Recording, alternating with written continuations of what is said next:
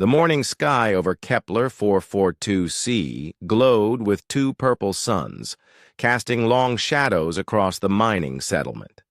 Tejo stood on the observation deck of the main habitat dome, watching the daily shift change below. 3 years had passed since. They had built this place, and it still felt like a miracle. The colony buzzed with activity. Crystalline beings called lethans moved through the mineral processing center, their translucent bodies glowing as they absorbed raw ores directly through their skin.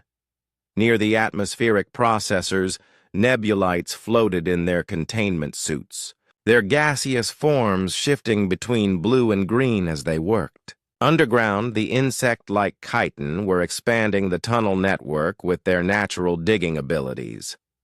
Sojin approached from behind, her footsteps quiet on the metal flooring. She carried a data pad filled with the morning reports. "The harvest numbers look good," she said, settling beside Tejo. "The Lithans processed twice as much titanium as last week." Tejo nodded, but his expression remained troubled. As the colony's leader, he felt the weight of every life here. All of them were refugees from the Vorthan Empire, beings who had fled when the military government decided their species were no longer useful.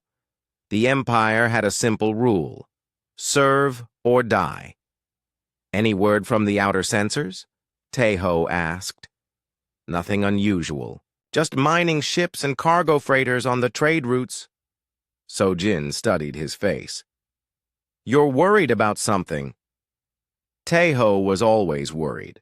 The Vorthan Empire controlled most of this sector of space. They had built their colony far from the main trade routes, hidden among asteroids and cosmic dust clouds, but nowhere was truly safe. The Empire had long arms and longer memories. "Wu Jin found something in the deep tunnels yesterday," Tejo said. "Quantum crystals, very pure ones." Sojin's eyes widened. Quantum crystals were incredibly valuable, used in faster-than-light communication and advanced computer systems. A find like that could make their colony wealthy enough to buy real protection. "That's wonderful news," she said. "Why do you look like someone died?"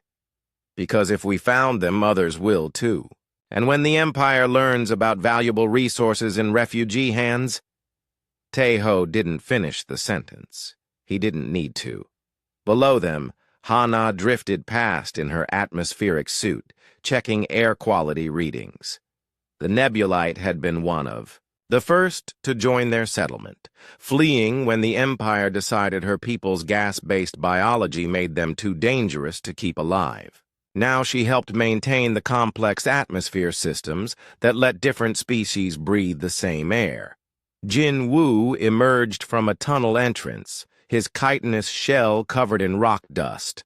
The chitin engineer had designed most of their underground infrastructure, creating a network of passages that could shelter the entire population if needed. He approached the observation deck and called up to them. "Tejo! We need to talk! I found something else down there." Tejo and Sojin made their way down to the tunnel entrance. Jinwoo led them through the main passage and into one of the newer excavations. The walls here were different, showing layers of ancient geological activity. "Look at this."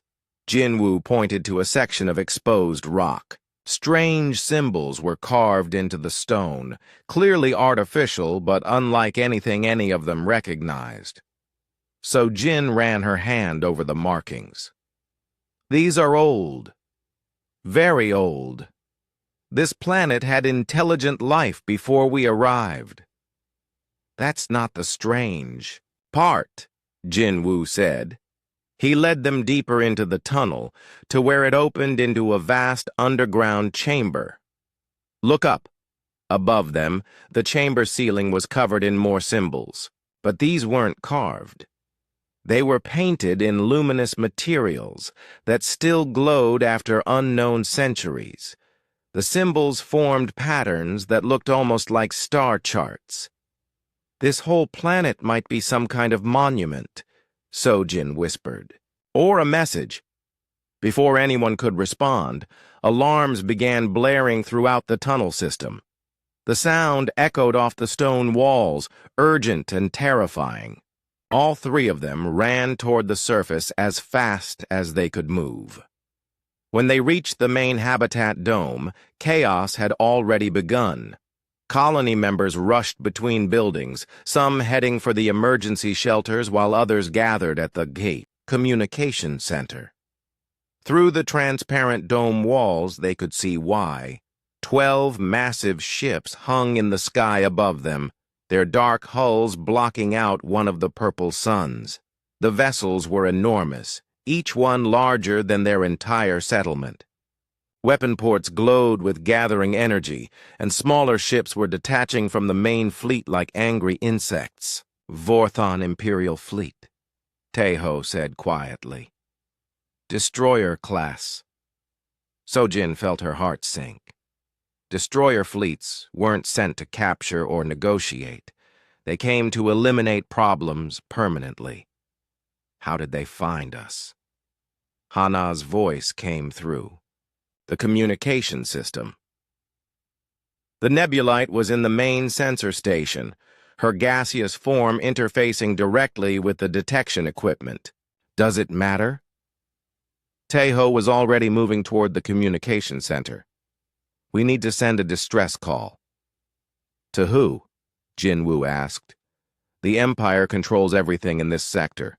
The trade routes, the shipping lanes, even the independent stations. Taeho reached the communication console and began charging the hyperspace transmitter.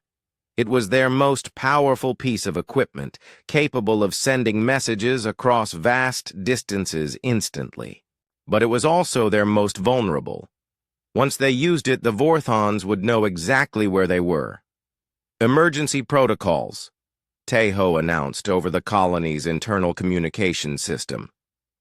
All non-essential personnel to the deep shelters.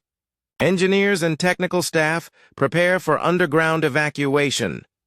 His hands moved across the communication controls, setting up a broad-spectrum distress call that would reach anyone listening on the emergency frequencies. He knew the chances were slim, but it was better than dying in silence.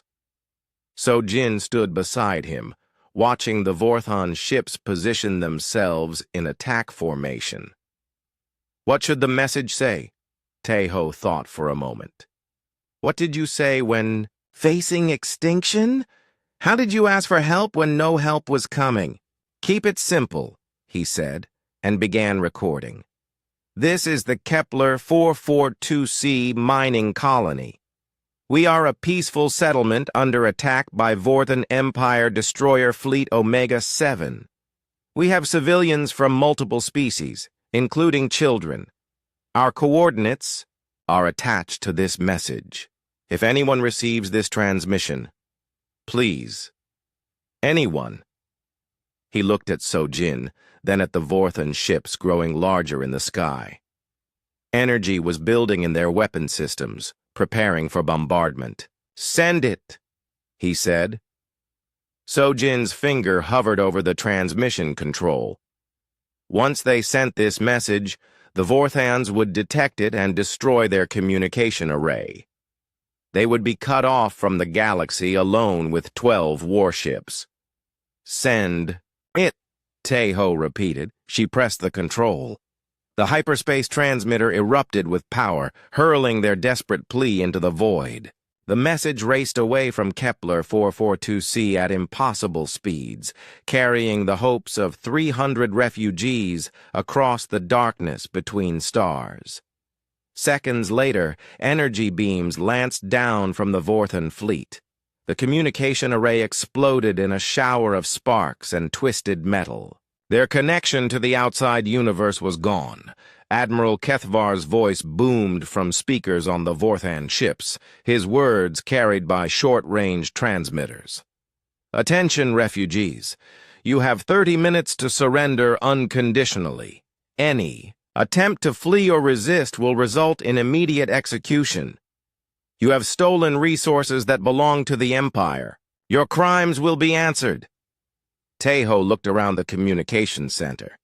His people stared back at him, waiting for orders, waiting for hope he couldn't give them. "To the shelters," he said quietly. "All of us. And pray someone heard our message." Outside, the Vorthan ships began deploying landing craft. The hunt was about to begin.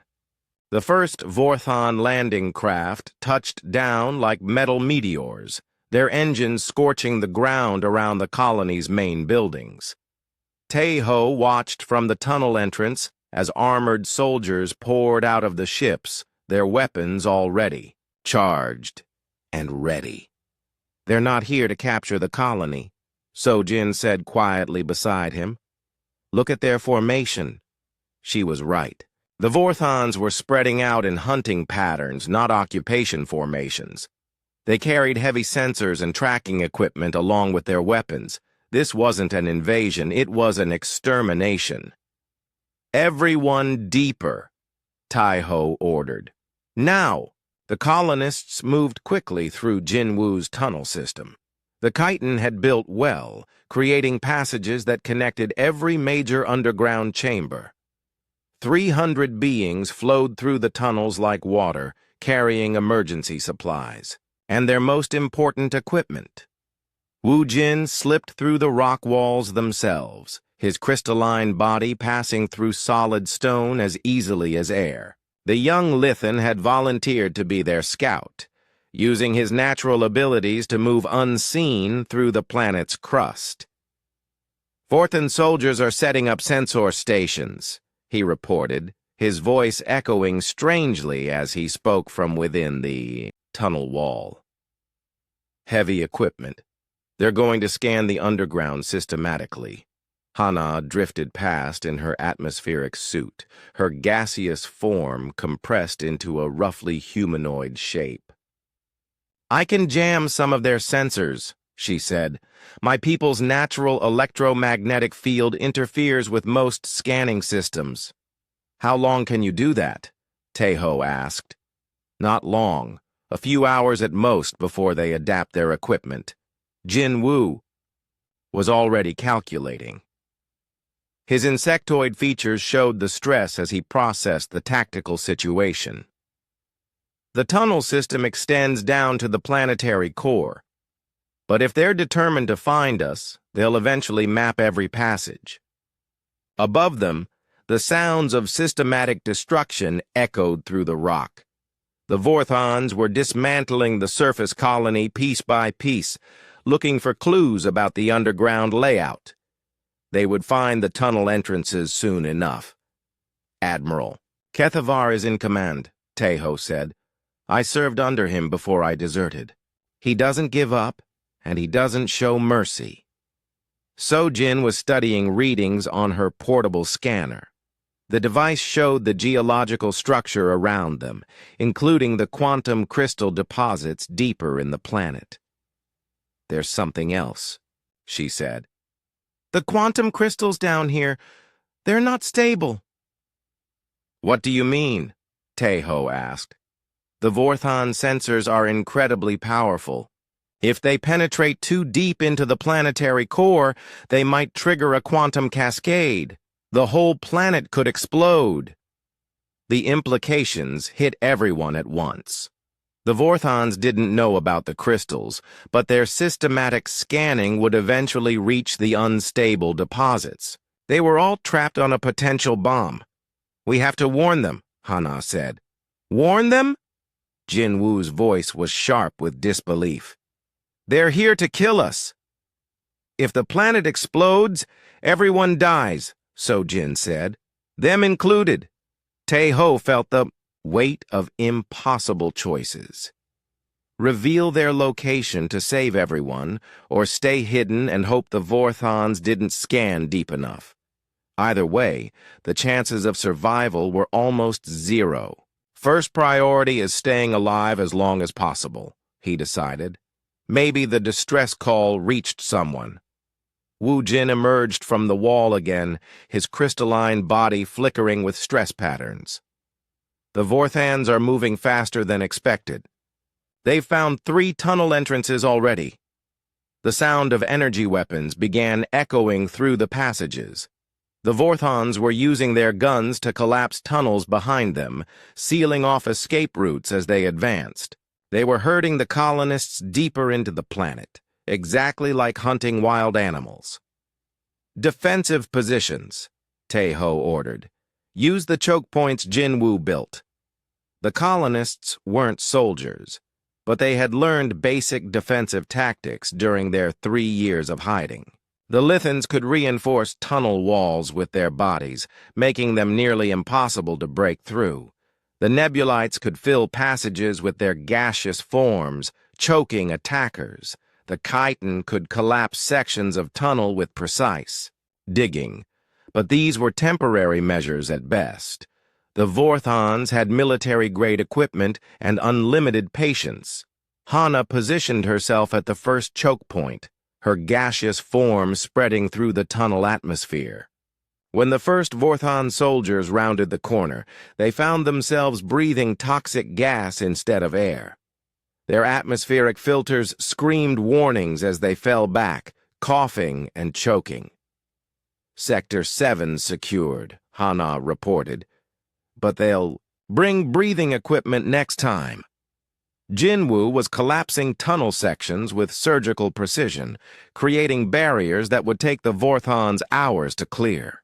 But each collapsed tunnel also trapped the colonists deeper underground, with fewer escape routes. Wu Jin phased through the walls again, bringing more intelligence.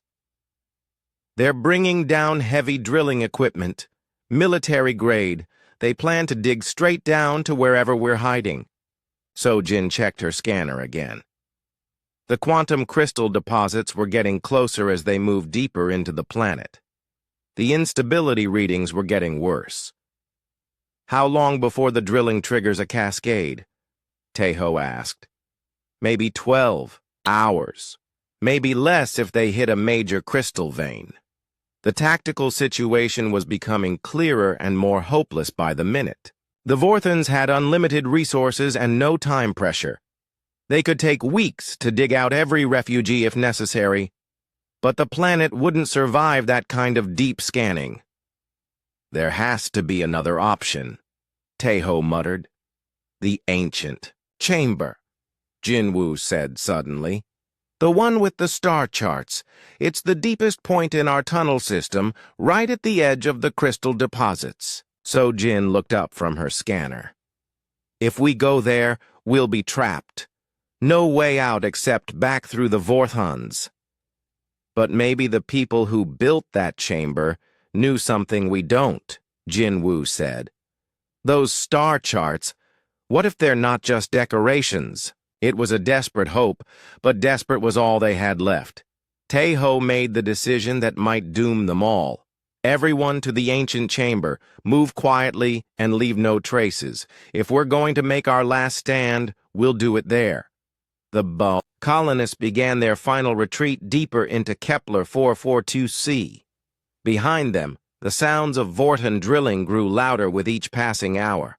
Above them, Admiral Kethvar's fleet waited patiently for news of successful extermination. And somewhere in the darkness between stars, a desperate message continued racing toward anyone who might be listening. But Taeho knew the truth that he couldn't tell his people. In all his years of military service, he had never heard of any species that would risk their lives for strangers. The galaxy was a cold place where everyone looked after their own kind first. No one was coming to help them. As they descended toward the ancient chamber, Sojin walked beside him. "Do you really think someone heard our message?" Taeho was quiet for a long moment. "I think we have to believe someone did," he said finally, "because hope is all we have left." The quantum crystals around them pulsed with unstable energy, counting down to a catastrophe that would consume everyone on the planet. Above them, Vorthon drills carved through solid rock, getting closer with every passing minute. And in the ancient chamber ahead, star charts painted by a forgotten civilization waited to reveal their secrets. The monitoring station on Luna 7 hummed with quiet activity as Kyung-soo ran his routine scan of the emergency frequencies. Most days brought nothing more than false alarms and equipment malfunctions. Today was different. The hyperspace distress. Signal came through like a scream in the darkness. Kyung-soo had been monitoring communications for 8 years, and he had never heard anything quite like this. The desperation in the voice was real, but more than that, the technical specifications indicated genuine Vorton military equipment. "Sir, you need to hear this," Kyung-soo called to his supervisor. Within minutes, the message was racing through Terran Federation command channels. It reached Admiral Sung-min aboard the flagship Incheon's Thunder. As he finished reviewing patrol reports for the Third Fleet, Sung-min was a veteran of the Proxima Wars, where the Federation had fought a brutal 3-year campaign against slavers who captured human colonies. He had learned that in space, help either came quickly or it didn't come at all. "Play the message again," he ordered. The desperate voice filled the command bridge. "This is the Kepler 442c mining colony. We are a peaceful settlement under attack by Vorthan Empire destroyer fleet Omega-7. Young-ho, the fleet's tactical officer, was already pulling up star charts. Kepler 442c is in the outer rim, sir. 47 light-years from our current position." "What do we know about the Vorthan Empire?" Sung-min asked. Mi-young stepped forward from her position at the diplomatic station. As the fleet's xenospecialist, she had studied every known alien civilization. Military dictatorship controlling roughly 200 systems. They consider non-military species as resources to be exploited or eliminated. Standard pattern is conquest through overwhelming force. "And they're attacking a refugee settlement," Sung-min said quietly. "Yes, sir. Based on the voice patterns in the transmission, I count at least 3 different species, probably escaped slaves or political refugees." Sung-min studied the tactical display showing his fleet's current position. 12 ships of various classes, from the massive dreadnought he commanded down to fast destroyers and support vessels. They were conducting routine patrol operations, nothing urgent or time-sensitive. "Sir," Young-ho said carefully, "Kepler 442c is outside Federation space. Technically, this isn't our jurisdiction." "Technically," Sung-min agreed. He had been in the military long enough to know when regulations and reality didn't match up. "Orders, sir?" Young-ho asked. Sung-min looked around the bridge at his officers. He saw Captain Do-hyun from the destroyer Soul's Blade, who had lost his family to slavers.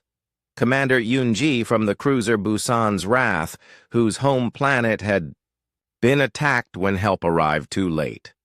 These weren't just officers.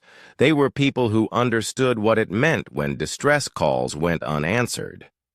"All ships battle stations," Sung-min ordered. "Plot course for Kepler 442c, maximum speed." "Sir," Mi-young said quietly, "the Federation Council hasn't authorized intervention in alien territorial disputes." "Then we'll ask for forgiveness instead." "Of permission," Sung-min replied. "How long to reach the colony?" Young-ho was working frantically at his calculations. "Using standard jump drives, 36 hours minimum. But, sir, we've been testing the new quantum drives." "How long with the experimental systems?" 18 hours. "But we'll arrive with severely depleted energy reserves. If we have to fight immediately, we'll figure that out when we get there," Sung-min said. "Signal all ships. Emergency jump preparations. I want us moving in 10 minutes. The Third Fleet burst into coordinated activity. Engineers rushed to prepare the experimental quantum drives that bent space itself to achieve impossible speeds. Weapons officers checked and rechecked their systems. Medical teams prepared for casualties. On the destroyer Soul's Blade, Captain Do-hyun briefed his crew. "We're responding to a distress call from refugees under attack. Nobody is ordering you to do this. Federation regulations say we should wait for council authorization." His bridge crew exchanged glances. They had all served together for 3 years, through patrol missions and pirate hunts and the long, boring months between crises. "Sir," his communications officer said, "the crew wants to vote." Do-hyun raised an eyebrow. "This isn't a democracy, officer." "Yes, sir. But all hands volunteer for the mission." Unanimous. Similar scenes played out across the fleet. On the cruiser Busan's Wrath, Commander Eun-ji found herself overwhelmed by volunteers for the most dangerous positions. The support vessel, Daegu's Hope, began preparing emergency medical facilities for multiple alien species. Ma Young worked frantically to gather intelligence on Vorthon military tactics. What she found was disturbing but useful. The Vorthon Empire had never encountered serious resistance from non-military species. Their standard doctrine assumed technological and numerical superiority. "They're not used to fighting people who fight back," she reported to Sung-min. "Most of their campaigns are against civilian populations or inferior technology." "What about Destroyer Fleet Omega-7 specifically?" Young-ho asked. "Commanded by Admiral Kethvar, veteran of 18 successful pacification campaigns. He's never faced an opponent with comparable technology." Captain Jae-sung from the Gwangju's Lightning joined the tactical planning session via video link. "Sir, if we arrive with depleted energy reserves, we'll have maybe one full engagement before we need to recharge." "Then we make that engagement count," Sung-min said. "Young-ho, what's our best tactical approach?" Young-ho studied the sensor data from the distress call. 12 Vorthon ships in orbital positions around the planet. They'll detect us the moment we drop out of hyperspace. "Unless we don't give them time to react," Sung-min said thoughtfully. "Sir?" "Lightning descent. All ships drop out simultaneously at different orbital positions. Complete encirclement before they can respond." The tactical officers exchanged worried glances. Lightning descent was a theoretical maneuver that had never been tested in combat. It required perfect timing and coordination between 12 ships arriving from hyperspace at the exact same moment. "Sir, the margin for error is essentially 0, Young-ho said. "If even one ship's timing is off, then we make sure no one's timing is off," Sung-min replied. "Mi-young, start preparing first contact protocols. We may need to communicate with multiple alien species under combat conditions." "Already working on it, sir.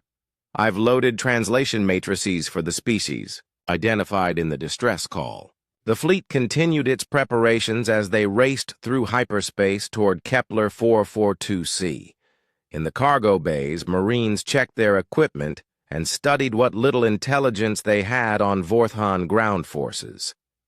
In the medical bays, doctors prepared for treating unknown alien biologies. Sergeant Bo Young assembled her assault teams in the main hangar of the Incheon's Thunder. "We're going in to protect refugees," she told her Marines. "Multiple alien species, probably hiding underground. Our job is to get between them and the Vorthons." "Ma'am, what if the aliens don't trust us?" one of the Marines asked. "Then we prove we're the good guys by taking bullets meant for them," Bo Young replied simply.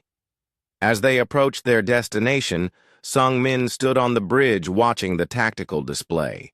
12 human ships racing through the darkness to answer a call for help from beings they had never met, of species they had never seen. "Sir," Young-ho said quietly, "the Federation Council is going to be very unhappy about this." "Probably," Sungmin agreed. "But I'd rather face a disciplinary hearing than look at myself in the mirror knowing I let innocent people die when I could have helped." "Approaching drop coordinates," the navigation officer announced. "All ships report ready for lightning descent." Sungmin took a deep breath. In a few minutes, they would either save 300 refugees or die trying. Those seemed like acceptable odds. "All ships, execute lightning descent in 3, 2, 1, mark." 12 human warships dropped out of hyperspace simultaneously, appearing around Kepler 442c like thunder from a clear sky. The Vorthon fleet hung in perfect formation around Kepler 442c, their massive ships casting shadows across the planet's surface. Admiral Kethvar stood on the bridge of his flagship, watching reports flow in from the surface teams. The refugees were trapped in the underground tunnels, and his forces were systematically collapsing their escape routes. "Estimated time to complete pacification?" he asked his tactical officer. 6 hours, Admiral. The tunnels are extensive, but we're mapping them with deep scan sensors." Kethvar nodded with satisfaction. Another successful campaign to add to his record. The Empire's enemies would learn what happened to those who stole Imperial resources. Then space itself exploded around them. 12 ships materialized simultaneously from hyperspace, appearing at perfect intervals around the Vorthon fleet. The Incheon's Thunder dropped into position directly above Kethvar's flagship, while destroyers and cruisers formed a complete circle around the Imperial formation. "What in the void?" Kethvar stared at the tactical display in shock. No one had ever executed a maneuver like this. The timing required was impossible, the coordination beyond anything he had seen. "Unknown ships, Admiral. They're everywhere." On the bridge of the Incheon's Thunder, Admiral Sungmin watched the Vorthon fleet scramble to respond. "All ships weapons free. Target their weapon systems first. I want them disabled, not destroyed."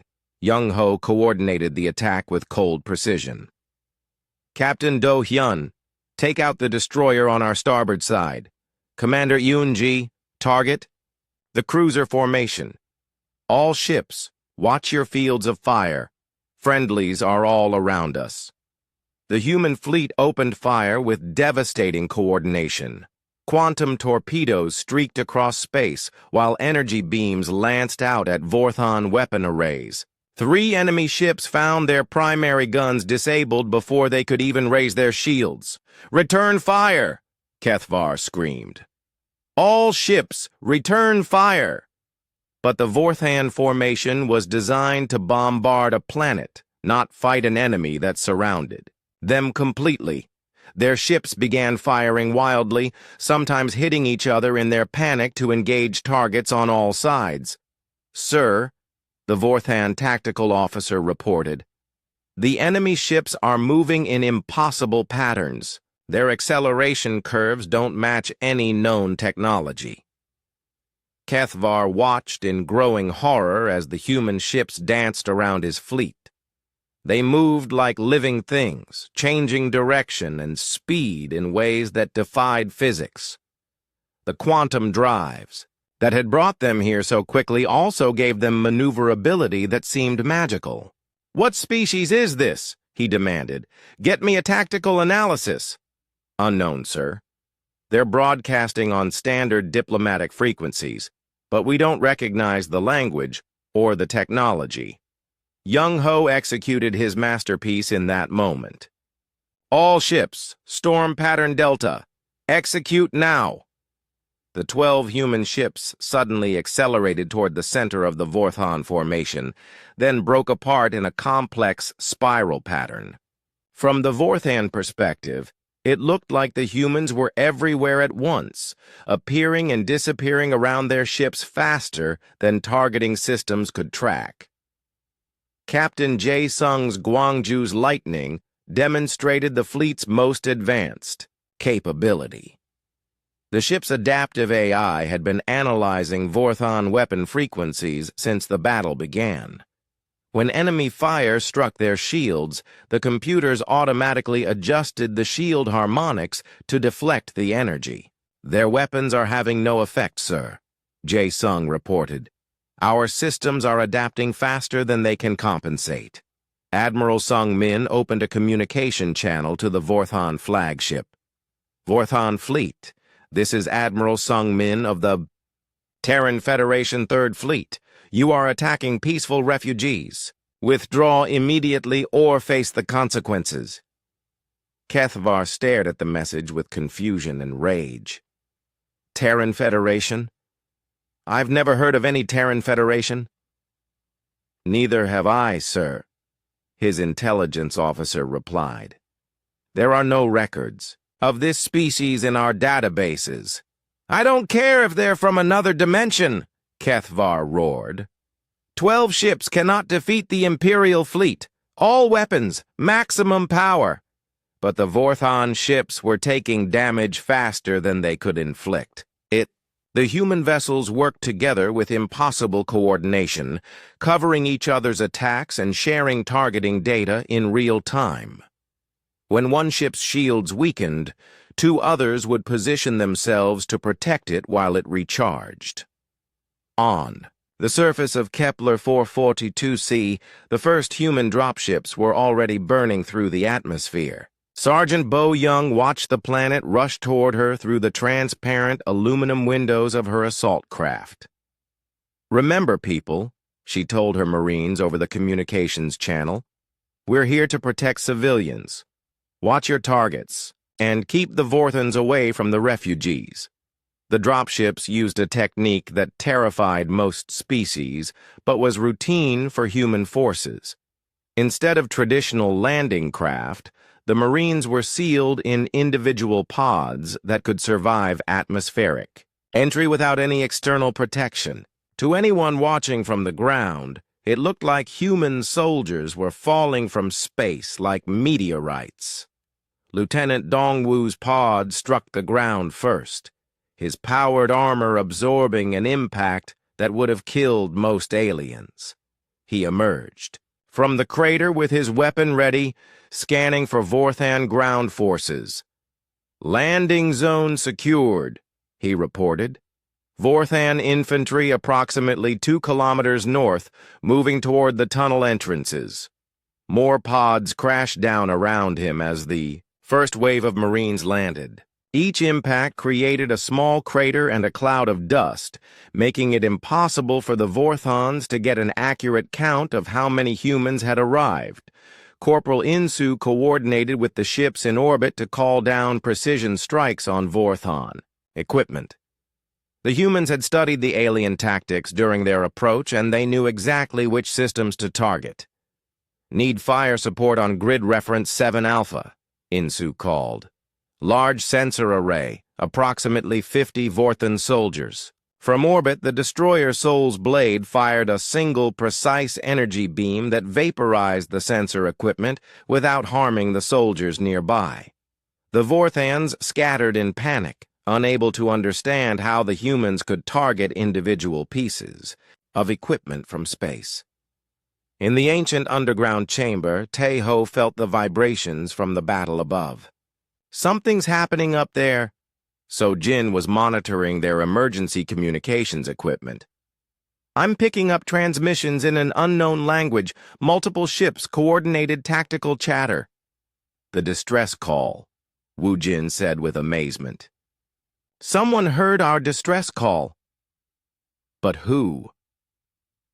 Hana's gaseous form flickered with excitement. "I've never heard of any species that would risk their lives for strangers." Jin Wu emerged from a scouting tunnel with incredible news. "The Vorthon ground forces are retreating. Something is attacking them from behind." On the surface, Sergeant Bo Young led her Marines in a textbook assault on the Vorthon positions. The human soldiers moved with precision and purpose, using their superior mobility to appear wherever the enemy least expected them. Squad 3, hit them from the left flank, Bo Young ordered. Squad 4, secure the tunnel entrances. I want a clear path for refugee evacuation. The Vorthons had never faced an enemy like this. Human tactics were completely different from anything in their experience. Where other species relied on overwhelming firepower or defensive positions, humans excelled at rapid movement and coordinated attacks from multiple directions. Lieutenant Dong Wu found the first group of Vorthon soldiers trying to seal a tunnel entrance with explosives. His squad appeared from behind a ridge and opened fire with weapons designed to disable rather than kill. Surrender and you will not be harmed, Dongwu called in the basic Vorthon he had learned during the trip. Continue fighting, and we will stop you. The Vorthons threw down their weapons in confusion. They had been told that resistance was impossible, that no one would come to help the refugees. The appearance of unknown soldiers willing to fight for strangers shattered their understanding of how the galaxy worked. In space, the battle was reaching its climax.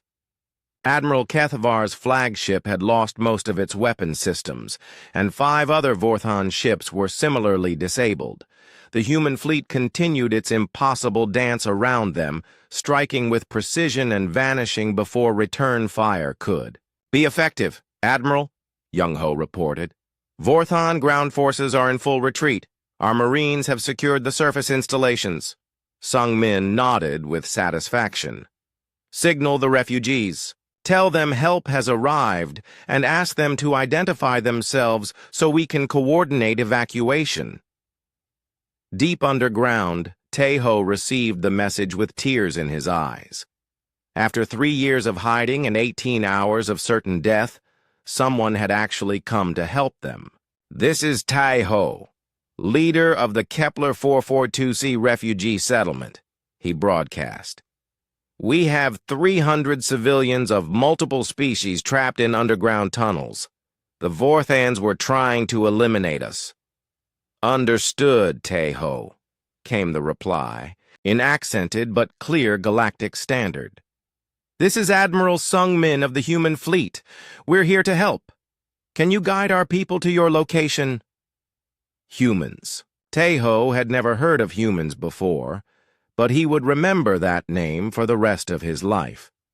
Above them, 12 human ships continued their lightning war against an empire that had never learned what it meant to face someone willing to fight for others. The space battle around Kepler 442c had become something Admiral Kethavar could never have imagined. His mighty fleet, which had conquered 18 systems without serious resistance, was being systematically dismantled by 12 unknown ships. Captain Jae-sung aboard the Gwangju's Lightning was demonstrating the most terrifying aspect of human military technology. His ship's adaptive artificial intelligence had been learning Vorthon tactics for 23 minutes, and now it could predict their moves before they made them. Enemy cruiser is preparing to fire on our port side, the AI announced calmly. Evasive. Pattern 7, Jae-sung ordered. The Gwangju's Lightning twisted away from the predicted firing arc 3 seconds before the Vorthon ship actually pulled the trigger. To the aliens, it appeared that humans could see the future. Sir, Jae-sung's tactical officer reported, the AI has identified 17 distinct weaknesses in Vorthon shield technology.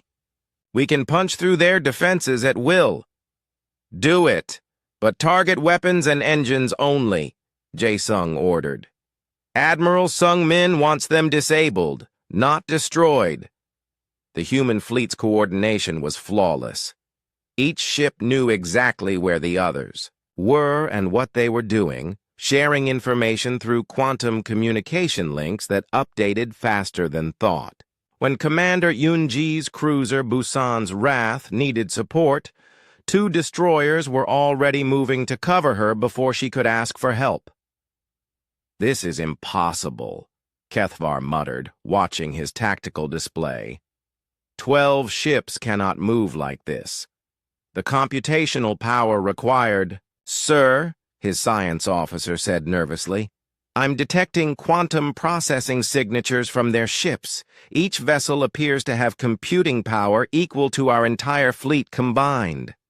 On the surface, the Vorthan ground forces were discovering that human infantry tactics were even more bewildering than their space combat. Sergeant Bo Young had divided her Marines into small teams that appeared everywhere at once, hitting the enemy from directions they didn't even know existed. Lieutenant Dong-Wu led his squad through a series of ravines that the Vorthans hadn't bothered to scout. The aliens assumed that any attacking force would use the obvious approaches: roads, clear terrain, predictable routes. Humans appeared from behind rocks, from underground tunnels, even from above using personal flying devices. "Squad 2, I have visual on a Vorthan command post," Dong-Wu reported. 12 soldiers, heavy communication equipment. "Take it," Bo Young replied. "Non-lethal if possible." Dong-Wu's Marines used flashbang grenades and stun weapons to overwhelm the Vorthan position in seconds. The aliens found themselves disarmed and zip-tied before they fully understood what had happened. "Command post secured," Dong-Wu reported. "Enemy communications equipment intact." Corporal In-Su was coordinating orbital strikes with surgical precision.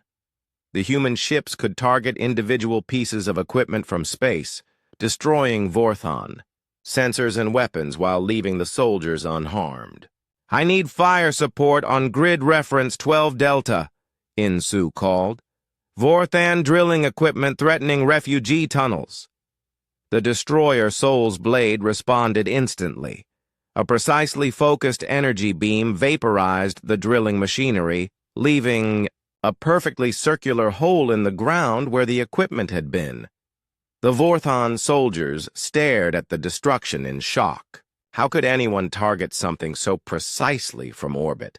Their own weapons were designed for area bombardment, not surgical strikes. Underground, Tai Ho was leading the refugees toward the surface through Jin Wu's tunnel system. The sounds of battle above had changed. Instead of Vorthan weapons firing constantly, there were now brief exchanges followed by long periods of silence. "The humans are winning?" So-Jin said with amazement. "How is that possible?" Wu-Jin phased through the tunnel wall to scout ahead. "Vorthan forces are in full retreat," he reported. "I saw human soldiers setting up defensive positions around the tunnel entrances." "Human soldiers," Hana repeated. "I can't believe someone actually came to help us." When they reached the surface, Taeho got his first look at their rescuers. The human Marines were smaller than Vorthans, but moved with incredible efficiency. Their equipment was clearly advanced, but it was their coordination that truly impressed him. Sergeant Bo Young approached the group of refugees emerging from the tunnels. She had studied the basic physiological data during the trip, but seeing the different species in person was still remarkable. "I'm Sergeant Bo Young, Terran Federation Marines," she said, her voice translator converting her words into Galactic Standard. "Are there any injured among your people?" Taeho stepped forward. "I'm Taeho, the colony leader. We have some wounded, but most of us are unharmed. How did you get here so fast?" "We received your distress call 18 hours ago," Bo Young replied. "Admiral Sung Min ordered immediate response." 18 hours? So Jin couldn't believe it. "But you're from outside this sector. The nearest inhabited systems are weeks away." "Not for human ships," Bo Young said with a slight smile. "We have very good engines. In space, the battle was reaching its conclusion. Admiral Kethvar's flagship had lost all weapon systems and most of its engines. 7 other Vorthon ships were similarly disabled, drifting helplessly in orbit. "Admiral," Young-Ho reported, "remaining Vorthon ships are requesting terms of surrender." Sung-min studied the tactical display. The Vorthon fleet was completely neutralized, but he could see escape pods launching from some of the damaged ships. The enemy was abandoning vessels that could still be repaired. "They're not used to losing," Mi-young observed. "Vorthon military doctrine doesn't include provisions for defeat." "Signal the Vorthon flagship," Sung-min ordered. "I want to speak with their commander." Admiral Kethvar appeared on the main screen, his reptilian features showing a mixture of rage and confusion. Behind him, his bridge crew worked frantically at damaged control stations. "I am Admiral Kethvar of the Vorthon Imperial Fleet," he said stiffly. "I demand to know what species you represent and by what authority you interfere in Imperial business." "I'm Admiral Sung-min of the Terran Federation," came the reply. "We're here because you were attacking peaceful refugees. As for authority, we don't need permission to protect innocent people." Kethvar stared at the human admiral in disbelief. "You risk war with the Empire for the sake of criminals and fugitives?" "We risk war with anyone who murders civilians," Sung-min replied calmly. "Your choice is simple. Withdraw immediately, or we'll disable the rest of your fleet. 12 ships cannot defeat the might of the Empire." 12 ships just did defeat you, Sung-min pointed out. "How many more would you like us to demonstrate?" "On?" The truth of that statement was undeniable. In less than an hour, the human fleet had turned a certain Vorthon victory into a complete disaster. Kethvar's pride warred with his survival instincts. "This is not over," he said finally. "The Empire will hear of this insult." "I'm counting on it," Sung-min replied. "Make sure they understand what happens when someone attacks people under our protection." The remaining Vorthon ships began withdrawing from orbit, limping away with whatever system still functioned. Several vessels had to be towed by their companions, their engines too damaged to operate. On the surface, Commander He-jin's support vessel, Daegu's Hope, was already setting up medical stations for the refugees. The ship's doctors worked frantically to understand alien biology well enough to provide treatment. "The Lithans absorb nutrients through their skin," So-jin explained to the human medical team. "They need direct contact with specific mineral compounds." "The nebulites require atmospheric pressure within narrow parameters," Ha-na added. "Too much or too little, and we lose cohesion." Dr. Park, the chief medical officer, took careful notes. "We can accommodate all of that. Our ship was designed for multi-species rescue operations." Taeho watched human engineers working alongside Jinwoo to stabilize the damaged tunnel system. The humans had equipment he had never seen before, devices that could analyze structural integrity and reinforce weakened sections in minutes. "Why? Did you come?" he asked Sergeant Bo-young. "Your people don't even know us." Bo-young paused in checking her equipment. "Because you asked for help," she said simply. "That's what people do. We help each other. But the risk to your fleet, to your people.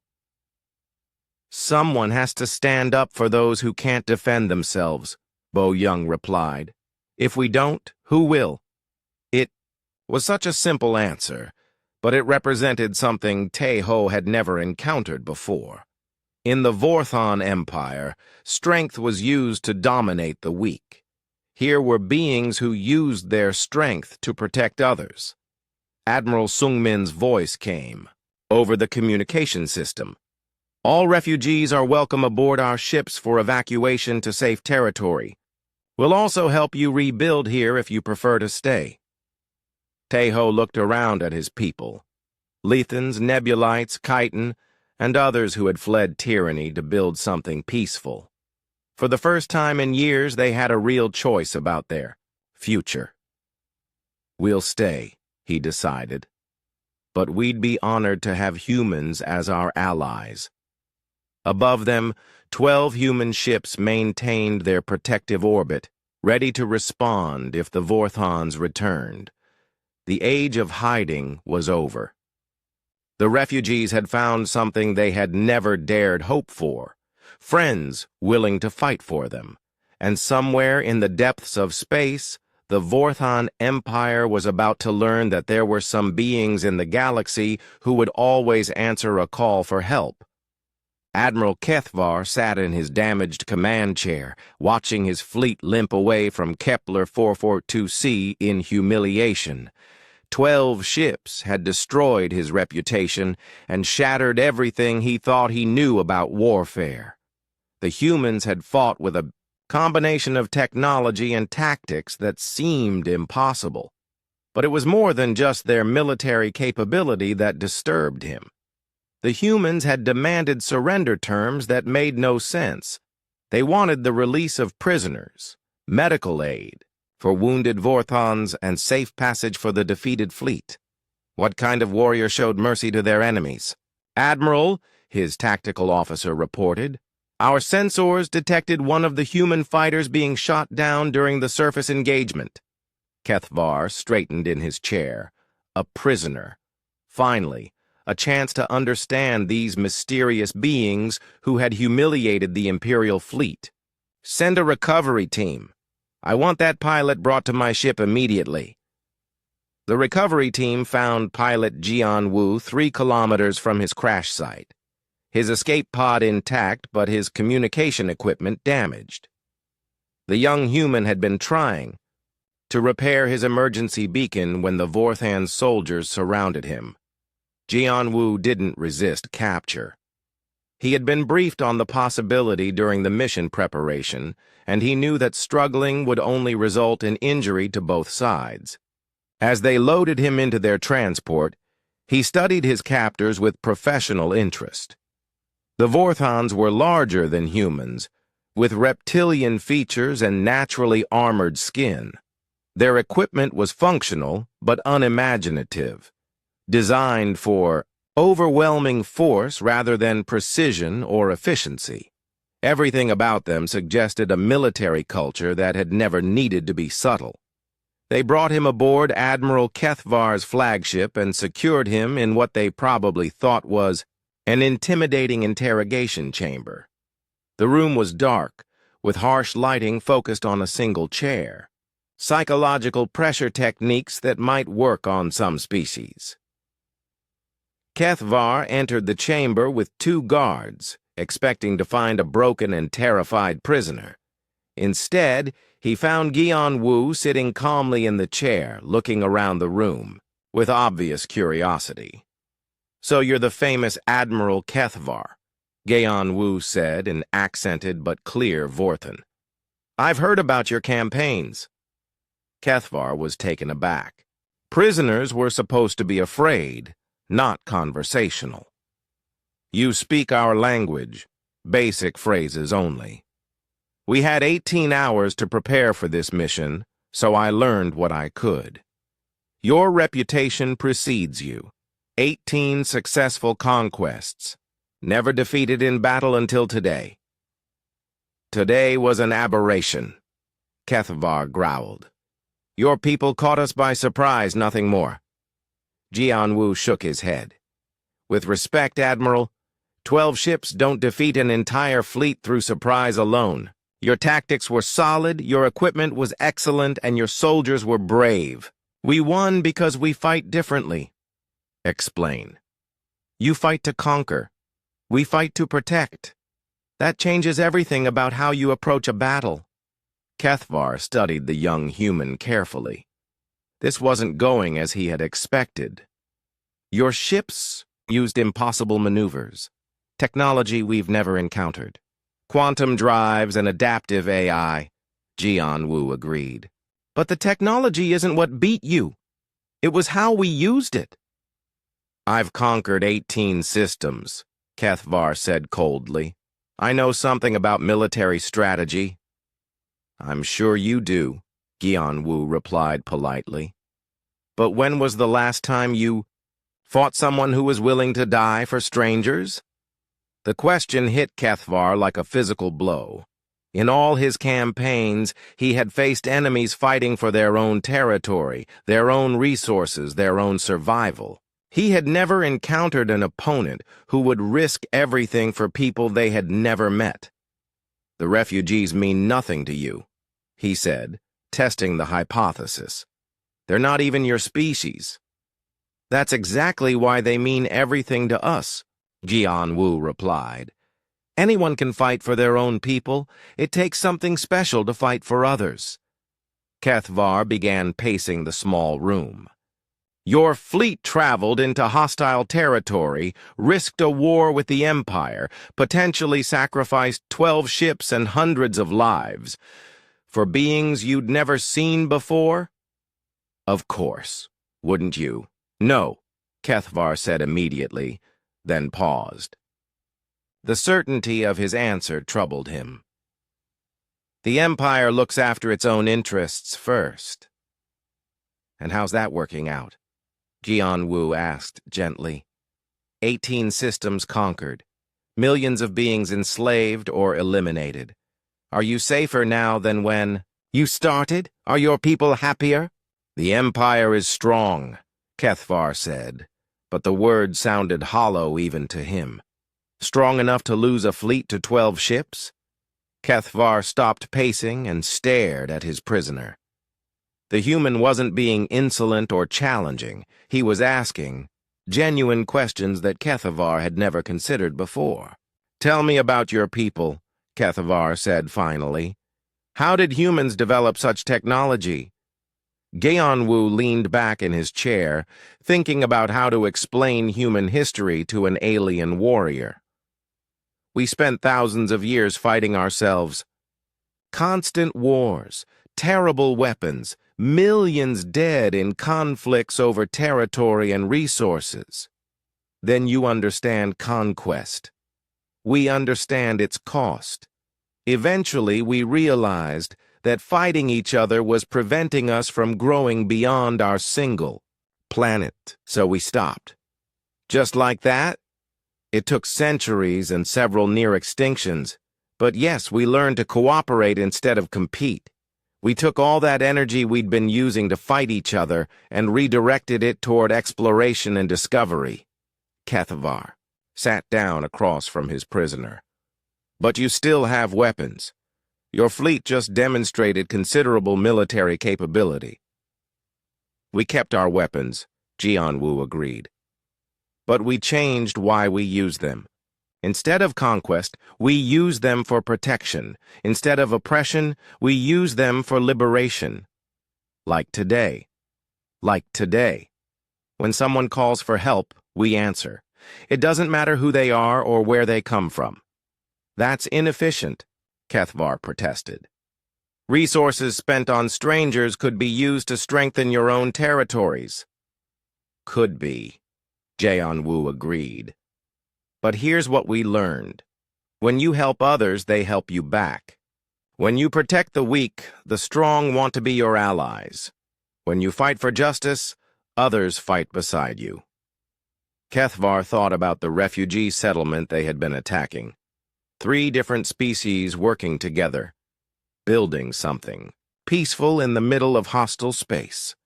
They had chosen cooperation over competition, exactly as this human was describing. The Empire rules through fear, he said slowly. Fear is a tool, Jian-woo replied, but it's not a foundation. Eventually your subjects will become strong enough to rebel, or someone stronger will come along. Then what? Then we crush them, Kethvar said automatically. Like you crushed us today? The silence stretched between them. Kethvar was forced to confront an uncomfortable truth.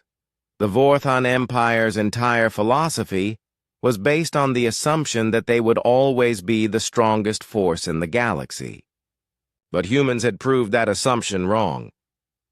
"You're Admiral Sungmin," Kethvar said finally. He risked his career to respond to that distress call.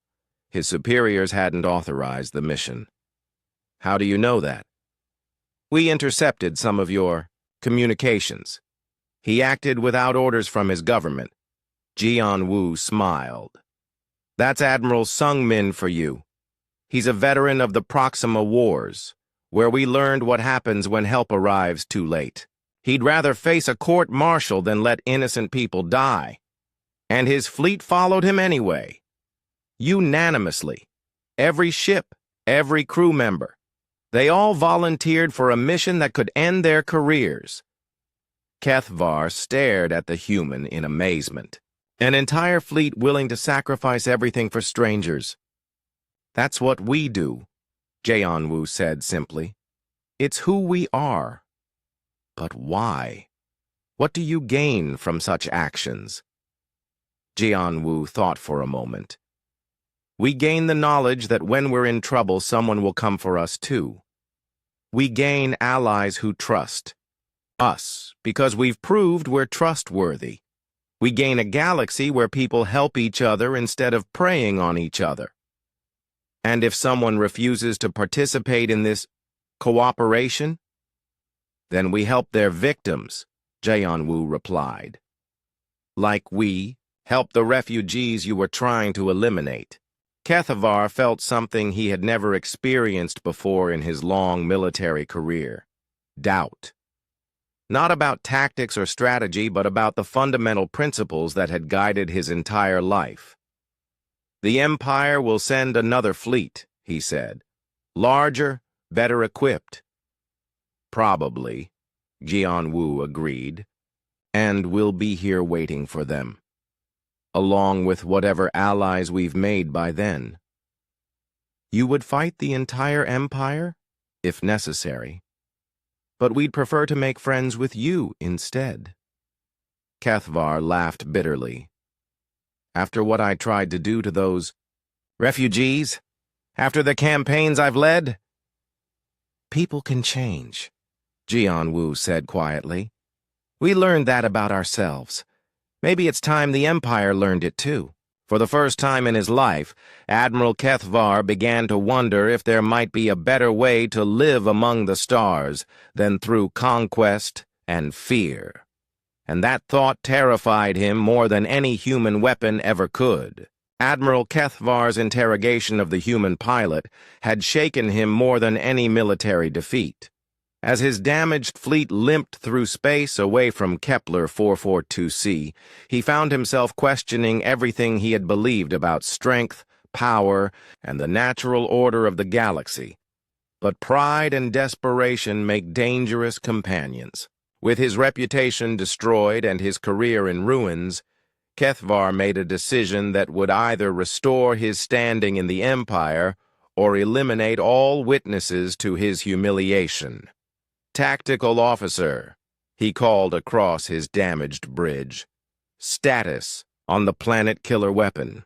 The officer checked his readings carefully. "Primary systems are damaged but functional, Admiral.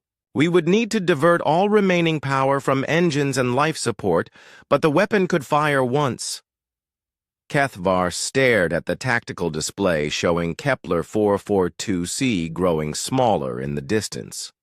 One shot from the planet killer would destroy the entire world, along with the refugees, the human fleet, and any evidence of Vorthon defeat. "Sir," his science officer said nervously, "the humans proved they can defeat our fleet in direct combat. If we attempt to use the planet killer, they will certainly try to stop us." "With what?" Kethvar snarled. "Their ships are as depleted as ours after that battle. They won't have the power reserves for another engagement." He activated the ship-wide communication system. "All vessels, this is Admiral Kethvar. We will return to Kepler 442c and eliminate this threat to Imperial authority. Prepare to engage the planet killer weapon." There was silence from the other ships. Finally, Captain Vorthak of the heavy cruiser Imperial Wrath responded. "Admiral, our ships are heavily damaged. Another engagement could result in total fleet destruction." "Better destruction than the shame of defeat," Cathvar replied coldly. "The Empire does not tolerate failure." On the bridge of the Incheons, Thunder, Admiral Sung Min watched the Vorthan fleet change course and begin returning toward the planet. His tactical officers were monitoring energy signatures from the enemy ships. "Sir," Young Ho reported with growing alarm, "the Vorthan flagship is charging what appears to be a massive energy weapon. Power signature suggests planet-killing capability." Sung Min felt cold certainty settle in his stomach. "Time to weapon readiness? Estimate 12 minutes based on their current charging rate. And our fleet status? Energy reserves at 30% across all ships. We have enough power for basic maneuvering and defensive systems, but sustained combat would drain us completely." Commander Unji's voice came over the communication channel from the Busan's Wrath. "Sir, if that weapon fires, everyone on the planet dies. 300 refugees plus our ground teams." Sung Min looked around his bridge at officers who had already risked their careers to save strangers. Now they faced a choice between certain death and retreat. The tactical situation was impossible. His depleted fleet could not win another engagement. "All ships," he said quietly, "prepare for Lightning Strike Alpha." Young Ho stared at him. "Sir, that maneuver will drain our remaining power reserves completely. If we fail to stop that weapon, then we die trying," Sung Min replied. "Signal. All ships. Volunteer basis only. Anyone who wants to withdraw has my permission." The responses came back immediately. Every ship captain reported the same thing. Unanimous crew vote to engage. Captain Min Ho of the destroyer Daejeon's Thunder spoke for all of them. "Sir, we didn't come this far to watch innocent people die, whatever it takes, on the surface of..." Kepler 442c, Sergeant Bo Young received the tactical update from orbit. The human ground teams were still evacuating refugees and had no way to reach orbit before the planet killer fired. "All teams, this is Sergeant Bo Young," she announced over the tactical channel. "Vorthan fleet is returning with a planet killer weapon. Estimated time to impact 10 minutes.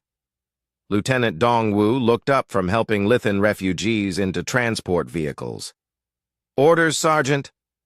Continue the evacuation. Get as many people to safety as possible." "And us?" Bo Young checked her weapon and looked around at her Marines. They were scattered across the surface, protecting civilians and maintaining defensive positions. There wasn't time to extract them all. "We do our job," she said simply. "We protect people." In the ancient underground chamber, Taeho felt the vibrations change as the human fleet began moving at maximum acceleration. So Jin was monitoring the tactical situation with their emergency equipment. "The human ships are moving to intercept," she reported, "but their energy signatures are very low. They're going to sacrifice themselves," Wu Jin said with amazement. "For us." Hana's gaseous form flickered with emotion. "No one has ever done anything like this. Not in the entire history of our species." Jin Wu was working frantically at the ancient star charts painted on the chamber walls. "There has to be something here. The people who built this place, they must have left some kind of defense system." The Vorthan fleet approached Kepler 442c in formation, their flagship's planet killer, weapon glowing with building energy. Admiral Cathvar stood on his bridge, watching the human ships accelerate toward them in what could only be a suicide attack. "Sir," his tactical officer reported, The human vessels are on a direct intercept course. They're not even trying evasive maneuvers, because they know it's hopeless, Kethvar said with satisfaction. 12 depleted ships cannot stop a planet-killer weapon. But as the human fleet drew closer, their formation began to worry him. Instead of spreading out to attack multiple targets, all 12 ships were concentrating on his flagship. It was as if they knew exactly where the planet-killer was located. "Admiral," Geonwu said from his guard position on the bridge. Kethvar had brought the human prisoner to witness the destruction of his friends. "You should order evacuation of non-essential personnel." "Why would I do that?" "Because when those ships hit your weapon array, the explosion is going to be spectacular." Kethvar looked at the tactical display again. The human ships were indeed aimed directly at his primary weapon systems, ignoring everything else. They were going to ram his ship. "They're bluffing," he said. "No one sacrifices their entire fleet for a symbolic gesture." "You still don't understand," Geonwu replied sadly. "This isn't symbolic. This is what we do." Captain Minho of the Daejeon's Thunder was the closest ship to the Vorthon flagship. His destroyer had taken heavy damage in the previous engagement and was running on emergency power alone. "Sir," his tactical officer reported, "we're approaching optimal impact point. Recommend crew evacuation to escape pods." Minho looked around his bridge at officers who had served with him for 3 years. "Anyone who wants to evacuate has 30 seconds. No judgment, no questions." No one moved. "Engineering," Minho called. "Transfer all power to forward shields and engines. Everything we have." "Sir, that will cause a complete system overload when we hit their shields." "That's the idea," Minho replied. "We need to punch through their defenses in one shot." The Daejeon's Thunder struck the Vorthon flagship like a meteor. The destroyer's forward shields held just long enough to penetrate the enemy vessel's defensive screen before both ships' shield generators exploded in cascading energy discharges. The explosion tore through the Vorthon ship's primary weapon array, severing power conduits and destroying targeting systems. The planet-killer weapon went dark just seconds before it would have fired. Admiral Kethvar was thrown from his command chair as his flagship shuddered under the impact. Emergency alarms screamed throughout the vessel as atmosphere rushed out. "Through hull breaches! Damage report!" he screamed. "Primary weapon system destroyed," his tactical officer replied. "Hull breaches on decks 7 through 12. The planet killer is completely offline." Kethvar stared at the tactical display in shock. Captain Minho's destroyer was gone, vaporized in the collision. But the sacrifice had accomplished its mission. The planet killer was dead. "Sir," his communications officer called, "we're receiving a transmission from the human fleet." Admiral Sungmin's voice filled the damaged bridge. "Vorthon fleet, your planet-killer weapon has been neutralized. Surrender now, and we guarantee safe passage for all survivors." Kethvar looked around his bridge at officers staring at him with expressions ranging from shock to outright admiration for their enemies. The entire ship's crew had just died to protect people they had never met. "Admiral," Geonwu said quietly, "your choice now is simple. Order your remaining ships to surrender, or watch them all die for nothing." For a long moment, Kethvar stood, silent on his ruined bridge. Everything he had believed about strength and power lay in wreckage around him. The humans had proved that some things were worth more than survival, more valuable than victory. "All ships," he said finally, "stand down. We surrender." The words felt strange in his mouth, but for the first time in his military career, Admiral Kethvar felt like he might be making the right choice. On the surface of Kepler 442c, Sergeant Bo-young felt the ground stop trembling as the orbital battle ended. Her Marines cheered as they realized the planet-killer threat was over. But in the ancient chamber, Jin Woo had made a discovery that would change everything. The star charts weren't just decorations. They were activation codes for a planetary defense system that had been waiting for someone worthy to find it. The surrender of Admiral Kethvar's fleet marked the beginning of something unprecedented in galactic history. As the damaged Vorthan ships drifted in orbit around Kepler 442c, their crews witnessed human rescue teams working frantically to save Vorthan survivors from the destroyed vessels. Commander Jun-sik, Admiral Sung-min's second-in-command, coordinated the rescue operations with typical human efficiency. Medical teams from the Daegu's Hope worked alongside Vorthan medics to treat wounded from both sides, while engineering crews helped stabilize damaged ships. "Sir," a Vorthan officer said to Commander Jun-sik, "why are your people helping us?" "We tried to destroy your fleet." Jun-sik paused in his coordination of the rescue efforts. "Because you need help," he said simply. "That's what people do."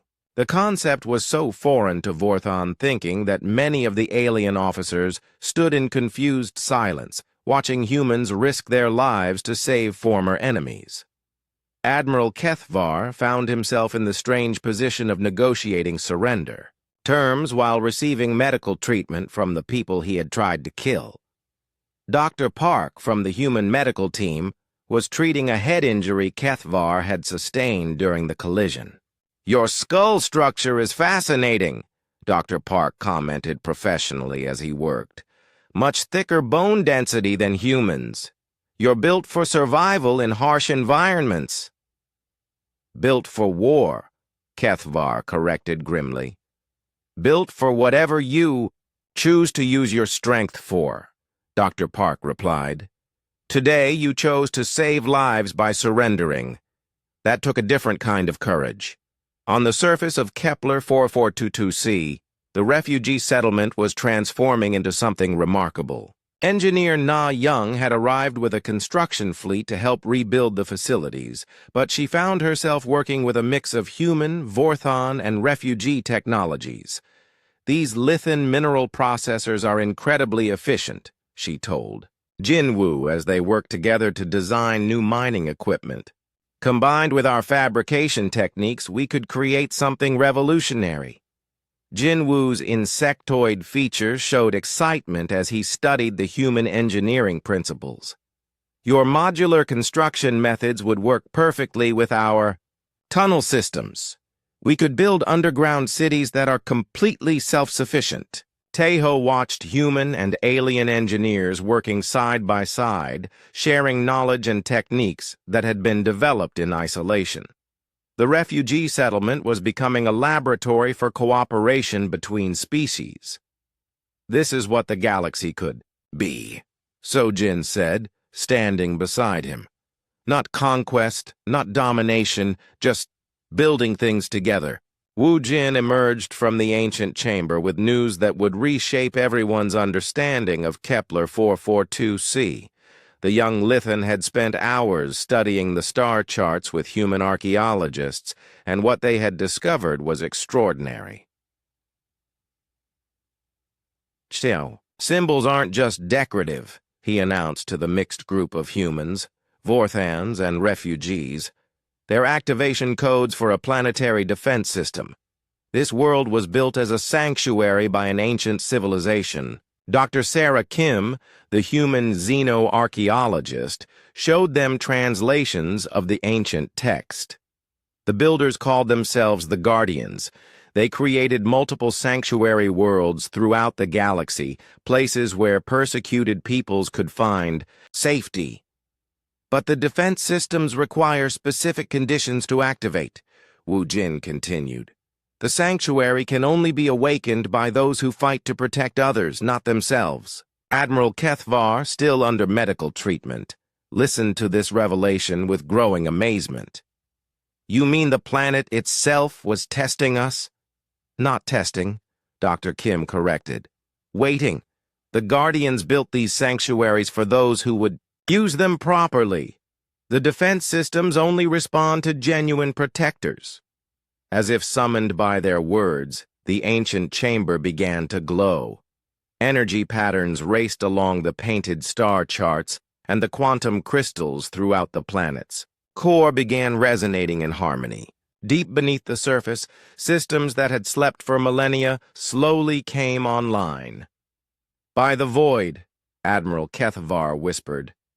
"What have we awakened?" The answer came in the form of massive energy shields that suddenly surrounded the planet, followed by weapons platforms rising from hidden installations across the surface. But these defenses felt different from any military technology anyone had encountered. They radiated protection rather than aggression. Ambassador Su Young arrived on the next supply ship, carrying official authorization from the Terran Federation Council. The diplomatic vessel brought news from Earth that would change the political landscape of the galaxy. "The Federation Council has voted unanimously," she announced to the assembled crowd of humans, refugees, and even some Vorthon officers. Kepler 442c is now under official Terran Federation protection. Anyone who attacks this world attacks Earth itself. But more importantly, she carried an offer that surprised everyone present. "Admiral Kethvar," Ambassador Su Young said formally, "the Terran Federation extends an invitation for you and any of your officers to participate in a new initiative. We're calling it the Galactic Protection Alliance." Kethvar stared at her in disbelief. "You want us to join you? After what we tried to do here?" "Especially because of what you tried to do here," Admiral Sung Min said, joining the conversation. "You learned something today. You chose surrender over pointless destruction. That shows the capacity for growth." Pilot Gian Wu, recently released from Vorthan custody, nodded in agreement. "The Admiral spent 3 hours asking me about human philosophy. Real questions, not interrogation. He wants to understand why we fight for others." "The Empire won't forgive this defeat," Kethvar said slowly. "My career is finished, my reputation destroyed." "Then start a new career," Sung Min suggested. "Help us build something better than an empire based on fear." Over the following weeks, Kepler 442c became the first true multi-species collaboration in recorded galactic history. Human engineers worked with lithium mineral specialists to extract resources without environmental damage. Vorthan tactical knowledge combined with human defensive strategies to create security systems that protected without oppressing. Hana established the first interspecies atmospheric research station, where beings of different biologies could work together in perfect environmental harmony. Her discoveries revolutionized life support technology throughout the sector. Jinwu's tunnel systems expanded into a vast underground city that could shelter millions of refugees. The Chitan's natural engineering abilities, enhanced by human construction techniques, created architecture that was both beautiful and functional. Communications Officer Yeonji set up the most advanced monitoring station in the galaxy, scanning constantly for distress signals from across the stars. Her facility became known as the Lighthouse, a beacon of hope for anyone in need of assistance. "Contact on emergency frequencies," she announced one morning. "Distress call from the Rigel system. Colony under attack by raiders. Admiral Sung Min, now permanently stationed at Kepler 442c, immediately ordered response preparations. But this time, he wasn't commanding just human ships. 3 Vorthon vessels had volunteered to join the protection fleet, their crews eager to prove they could fight for others instead of conquest.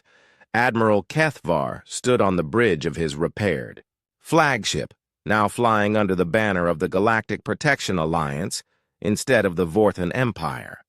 His crew had voted unanimously to follow him into this new role. "Coordinates locked in," his navigation officer reported. "Ready for hyperspace jump."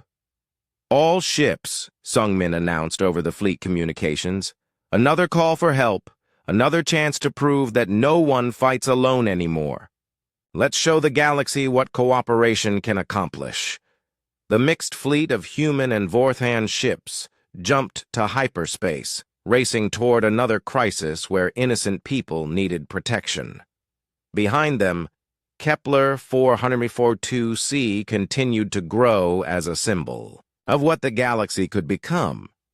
Taeho stood in the observation dome of the expanded settlement, watching ships from dozens of species arriving daily. Some came seeking refuge, others came to trade, and many came simply to see the place where enemies had become allies.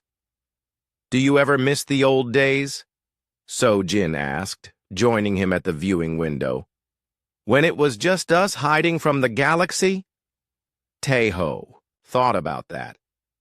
3 years of fear and hiding, followed by months of something he had never dared imagine, hope for the future.